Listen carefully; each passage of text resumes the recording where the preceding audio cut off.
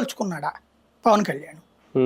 అవన్నీ పరిష్కారం కావాలని కోరుకుంటాడు. పరిష్కరించగలిగే పరిస్థితి ఇక్కడ ఉందా? ఇవేనా మిస్ ఫైర్లు, క్రాస్ ఫైర్లు ఇవే ఉండకుండా చూసుకుంటాం అంటున్నారా? పవన్ కళ్యాణ్ కి చంద్రబాబుకి మధ్య మిస్ ఫైర్ ఉండదండి, అలాగే క్రాస్ ఫైర్ ఉండదు. ఇది క్లియర్.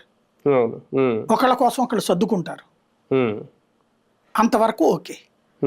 కాకపోతే సర్దుబాటులో ఒక స్టెప్ అప్పర్ హ్యాండ్ పవన్కి ఇవ్వరు. ఇదివరకు పవన్ కళ్యాణ్ చంద్రబాబు బొమ్మలు రెండు పెద్ద పెద్దవి పెట్టి మధ్యలో మోడీది ఒక ఇది బొట్టులాగా ఇంత బొమ్మ పెట్టేవాళ్ళు. మొదట్లో ముగ్గురిది పెట్టారు ఎలక్షన్స్ ముందు. మధ్యలో మోడీ పులిలాగా, వీళ్ళిద్దరూ సింహాల్లాగా, మధ్యలో సింహంలాగా మోడీ, వీళ్ళిద్దరు పులుల్లాగా చెరొక వైపు బొమ్మలు పెట్టారు ఫస్ట్ అడ్వర్టైజ్మెంట్.